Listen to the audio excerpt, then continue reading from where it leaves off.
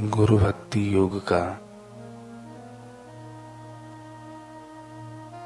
अभ्यास किए बिना साधक के लिए ईश्वर साक्षात्कार की ओर ले जाने वाले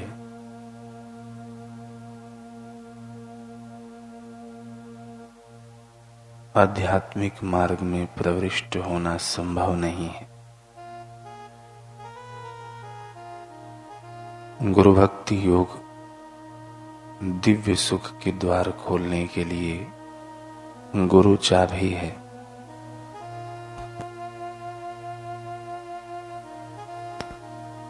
गुरु भक्ति योग के अभ्यास से सर्वोच्च शांति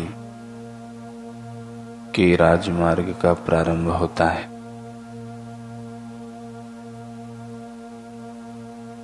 सद्गुरु के पवित्र चरणों में आत्मसमर्पण करना ही गुरु भक्ति योग की नींव है। अगर आपको सद्गुरु के जीवनदायक चरणों में दृढ़ श्रद्धा एवं भक्ति भाव होगा तो आपको गुरु भक्ति योग के अभ्यास में अवश्य सफलता मिलेगी।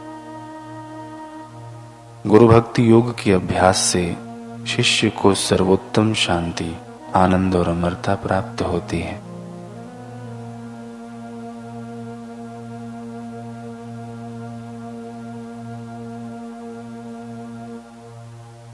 पद्म पुराण के भूमि खंड में आता है कि एक बार राजा वेन ने भगवान विष्णु से प्रार्थना की कि हे ऋषिकेश, प्रसन्न होकर मुझे गुरु तीर्थ की महिमा बतलाइए। भगवान विष्णु ने कहा, राजन, गुरु तीर्थ बड़ा उत्तम तीर्थ है। गुरु, यहां गुरु शब्द से तात्पर्य ब्रह्मविद्ता सद्गुरु है। गुरु के अनुग्रह से शिष्य को लौकिक आचार व्यवहार का ज्ञान होता है, आत्म अनुभव की प्राप्ति होती है और वह मोक्ष प्राप्त कर लेता है। जैसे सूर्य संपूर्ण लोकों को प्रकाशित करते हैं, उसी प्रकार गुरु शिष्य को उत्तम बुद्धि देके उनके अंदर जगत को प्रकाशपूर्ण बनाते हैं। सूर्य दिन में प्रकाश करते हैं, चंद्रमा रात में प्रकाशित होते हैं और दीपक केवल घर के भीतर उजाला करता है। परंतु गुरु अपने शिष्य के हृदय में सदा ही प्रकाश फैलाते रहते हैं। वे शिष्य के अज्ञान में अंधकार का नाश करते हैं। अतः शिष्यों के लिए गुरु ही सबसे उत्तम तीर्थ है। यह समझकर शिष्य को उचित है कि वह सब तरह से गुरु को प्रसन्न रखे। गुरु को पुण्य में जान के मन, वाणी और शरीर तीनों की क्रिया से उनकी आराधना करता रहे। हे राजन, भार्गव वंश में उत्पन्न च्यवन मुनि के मन में यह विचार हुआ कि मैं इस पृथ्वी पर कब ज्ञान संपन्न होऊंगा। इस प्रकार सोच करके च्यवन मुनि तीर्थ यात्रा करते हुए ओमकारेश्वर तीर्थ में आए और एक बरगद की शीतल छाया में बैठकर सुखपूर्वक विश्राम करने लगे। उस वृक्ष के ऊपर तोते देह में स्थित कुंजल नामक एक ज्ञानवान रहते थे। संध्या के समय कुंजल अपनी पत्नी तथा पुत्रों के साथ बैठकर उन्हें परम पवित्र दिव्य ज्ञान का अमृतपान कराने लगे। धर्मात्मा महाप्राज्ञ कुंजल जब चुप हो गए तब च्यवन मुनि ने कहा कि महात्मन, आप कौन हैं जो पक्षी के रूप से धर्म का उपदेश कर रहे हैं। किसके श्राप से आपको यह तोते की योनि प्राप्त हुई है? यह अतीन्द्रिय ज्ञान आपको किससे प्राप्त हुआ है? तोते के रूप में कुंजल बोले कि हे सिद्ध पुरुष, मैं आपको जानता हूं। आप जिस उद्देश्य से पृथ्वी पर विचरण करते हैं उसका भी मुझे ज्ञान है। मैं आपकी पूछी हुई सब बातें बताऊंगा। कश्यप ऋषि के कुल में वेद वेदांगों के तत्वज्ञ की ज्ञाता एवं तपस्वी विद्याधर नामक एक श्रेष्ठ ब्राह्मण थे। उन ब्राह्मण के 3 पुत्र हुए, वसु शर्मा, नाम शर्मा और धर्म शर्मा। उनमें धर्म शर्मा मैं ही था। मेरे दोनों भाई विद्वान थे, केवल मैं ही महामूर्ख निकला। हे विप्रवर, मैं विद्या के उत्तम भाव और शुभ अर्थ को कभी नहीं सुनता था और गुरु के घर भी कभी नहीं जाता था। यह देख मेरे पिता बहुत चिंतित रहने लगे। वे मुझसे बोले, बेटा, विद्या से सुख मिलता है, यश और अतुलित कीर्ति प्राप्त होती है तथा ज्ञान, स्वर्ग और उत्तम मोक्ष मिलता है। अतः तुम विद्या प्राप्त करो। विद्या की प्राप्ति पहले तो कष्टप्रद जान पड़ती है, किंतु बाद में वह बड़ी सुखदायिनी होती है। इसलिए तुम गुरु के घर जाओ और विद्या पाओ। पिता के इतना समझाने पर भी मैं उनकी बात नहीं मानता और प्रतिदिन इधर उधर घूम फिर कर अपनी हानि किया करता था। हे विप्रवर, मेरा बर्ताव देख के लोगों ने मेरा बड़ा उपहास किया, मेरी बड़ी निंदा हुई। इससे मैं बहुत लज्जित हुआ। जान पड़ा यह लज्जा मेरे प्राण लेकर रहेगी। तब मैं विद्या पढ़ने को तैयार हुआ। अवस्था अधिक हो चुकी थी। सोचने लगा, किस गुरु के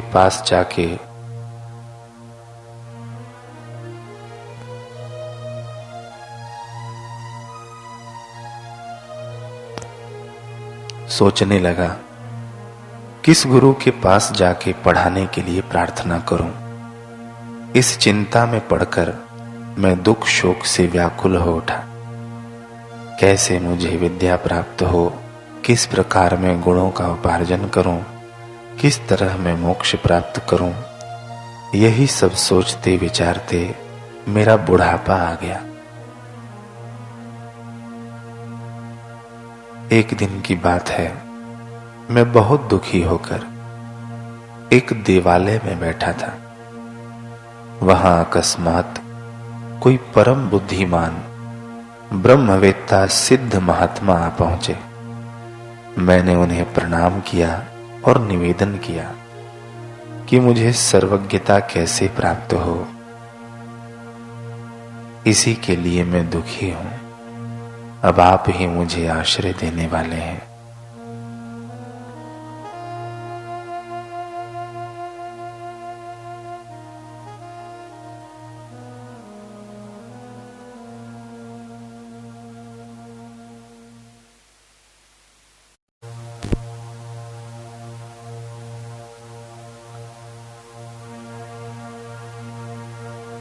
तत्पर एवं सन्निष्ठ शिष्य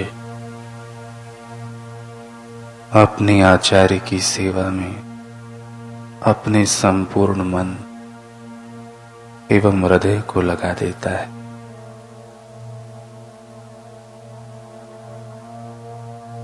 तत्पर शिष्य किसी भी परिस्थिति में अपने गुरु की सेवा करने का साधन खोज लेता है।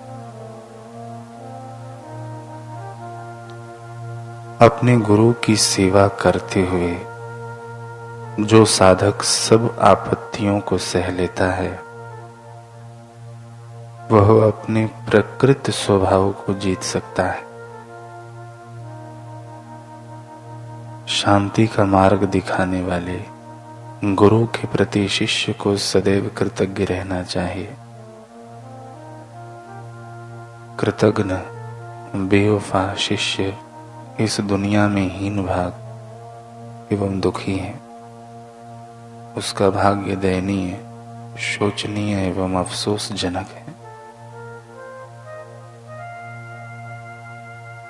कल हमने सुना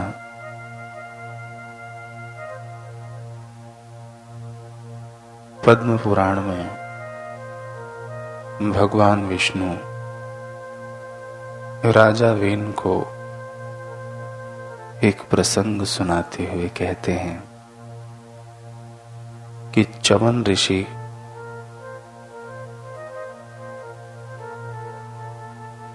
जब तपश्चर्या के लिए निकले तो एक वृक्ष के ऊपर एक तोते के देह में ज्ञानवान पुरुष चर्चा करते हुए सुनाई दिए। च्यवन ऋषि ने जब उस तोते देह में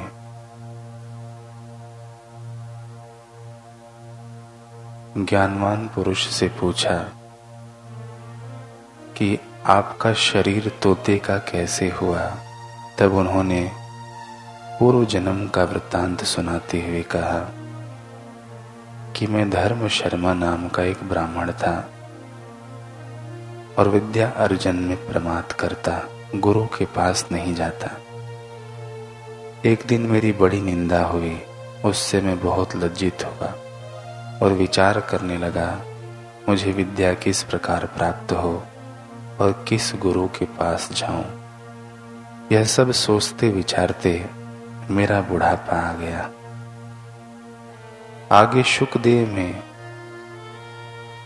तोते देह में कुंजल ने कहा कि एक दिन की बात है, मैं बहुत दुखी होकर एक देवालय में बैठा था। वहां अकस्मात कोई परम बुद्धिमान ब्रह्मवेत्ता सिद्ध महात्मा आ पहुंचे। मैंने उन्हें प्रणाम किया और निवेदन किया कि मुझे सर्वज्ञता कैसे प्राप्त हो, इसी के लिए मैं दुखी हूं। अब आप ही मुझे आश्रय देने वाले हैं। उस महात्मा ने कहा, ब्राह्मण सुनो, मैं तुम्हारे सामने ज्ञान के स्वरूप का वर्णन करता हूं। ज्ञान का कोई आकार नहीं, ज्ञान परमात्मा का स्वरूप है। वह सदा सबको जानता है, इसलिए सर्वज्ञ है। माया मोहित मूढ़ पुरुष उसे नहीं प्राप्त कर सकते। ज्ञान भगवत तत्व के चिंतन से उद्दीप्त होता है, उसकी कहीं भी तुलना नहीं है। ज्ञान से ही परमात्मा के स्वरूप का साक्षात्कार होता है। चंद्रमा और सूर्य आदि के प्रकाश से उसका दर्शन नहीं किया जा सकता। ज्ञान के न हाथ है, न पैर, न नेत्र है, न कान, फिर भी वह सर्वत्र गतिशील है। सबको ग्रहण करता और देखता है, सब कुछ सूंघता तथा सबकी बातें सुनता है। स्वर्ग, भूमि और पाताल तीनों लोकों में प्रत्येक स्थान पर वह व्यापक देखा जाता है। जिनकी बुद्धि दूषित है वे उसे नहीं जानते। ज्ञान सदा प्राणियों के हृदय में स्थित होकर काम आदिक महाभोगों तथा महामोह आदिक सब दोषों को विवेक की आग से दग्ध करता है,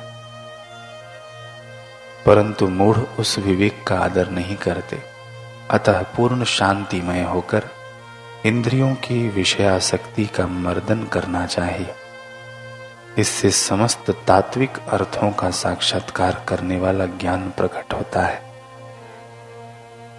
यह शांति मूलक ज्ञान निर्मल तथा पाप नाशक है, इसलिए तुम शांति धारण करो। वह सब प्रकार के सुखों को बढ़ाने वाली है। शत्रु और मित्र में समान भाव रखो। तुम अपने प्रति जैसा भाव रखते हो वैसा ही दूसरों के प्रति भी बनाए रखो। सदा नियम पूर्वक रह के आहार पर विजय प्राप्त करो, इंद्रियों को जीतो, किसी से मित्रता न जोड़ो, वैर का भी दूर से ही त्याग करो, निस्संग और इच्छा रहित होकर एकांत स्थान में रहो। इससे तुम सबको प्रकाश अर्थात ज्ञान देने वाले ज्ञानी सर्वदर्शी बन जाओगे। बेटा, उस स्थिति में पहुंचने पर तुम मेरी कृपा से एक ही स्थान पर बैठे बैठे तीनों लोकों में होने वाली बातों को जान लोगे, इसमें तनिक भी संदेह नहीं है। कुंजल ने महर्षि च्यवन से आगे कहा कि विप्रवर, उन सिद्ध महात्मा ने ही मेरे सामने ज्ञान का स्वरूप प्रकाशित किया था। उनकी आज्ञा में स्थित होके मैं पूर्वोक्त भावना का ही चिंतन करने लगा। इससे सद्गुरु की कृपा हुई, जिससे एक ही स्थान में रहकर मैं त्रिभुवन में जो कुछ हो रहा है सबको जानता हूं। च्यवन मुनि ने कुंजल से पूछा कि हे खग श्रेष्ठ, आप तो ज्ञानवानों में श्रेष्ठ हैं, फिर आपको यह तोते की योनि कैसे प्राप्त हुई? कुंजल ने कहा, संसर्ग से पाप और संसर्ग से पुण्य भी होता है, अतः शुद्ध आचार विचार वाले कल्याणमय पुरुष को कुसंग त्याग देना चाहिए। एक ब्राह्मण ने एक व्याध से तोते के बच्चे को खरीद के मुझे दिया। वह मुझसे मीठी मीठी बातें कहा करता था। उसके वाक विनोद में पढ़कर मेरा सारा उत्तम ज्ञान चला गया। कोई त्रिभुवन दर्शी भी हो जाए, फिर भी जब तक आत्म साक्षात्कार नहीं होता तब तक अज्ञान बना रहता है। एक दिन एक बिलाव आकर तोते को उठा ले गया। तोते की मृत्यु से मुझे बड़ा दुख हुआ। मैं महान मोह जाल में बंध के उसके लिए प्रलाप करने लगा। सिद्ध महात्मा ने जिस ज्ञान का उपदेश मुझे दिया था उसकी याद जाती रही। तोते की भावना से मोहित होकर मुझे प्राण त्यागने पड़े। हे द्विज श्रेष्ठ, मृत्यु के समय मेरा जैसा भाव था, जैसी बुद्धि थी, उसी अनुसार मेरे तोते की योनि में जन्म हुआ है। परंतु मुझे जो गर्भावास प्राप्त हुआ वह मेरे ज्ञान और स्मरण शक्ति को जागृत करने वाला था। गर्भ में स्वयं ही मुझे अपने पूर्व कर्म का स्मरण हो आया। फिर गुरुदेव के अनुग्रह से मुझे उत्तम ज्ञान प्राप्त हुआ। मृत्यु के समय प्राणियों का जैसा भाव रहता है वे वैसे ही जीव के रूप में उत्पन्न होते हैं। उनका शरीर, गुण और स्वरूप सब उसी तरह के होते हैं। हे महामते, मनुष्य जन्म में किए गुरु सेवा के प्रभाव से इस तोते के शरीर में मुझे अतुलित ज्ञान प्राप्त हुआ है, जिसके प्रभाव से मैं भूत, भविष्य और वर्तमान तीनों कालों को प्रत्यक्ष देखता हूँ। यहाँ रहकर भी उसी ज्ञान के प्रभाव से मुझे सब कुछ ज्ञात हो जाता है। हे विप्रवर, संसार में भटकाने वाले मनुष्यों को तारने के लिए गुरु के समान बंधन नाशक तीर्थ दूसरा कोई नहीं है। भूतल पर प्रकट हुए जल से बाहर का ही सारा मल नष्ट होता है, किंतु गुरु रूपी तीर्थ जन्म जन्मांतर के पापों का भी नाश कर डालता है। संसार में जीवों का उद्धार करने के लिए गुरु चलता फिरता उत्तम तीर्थ है।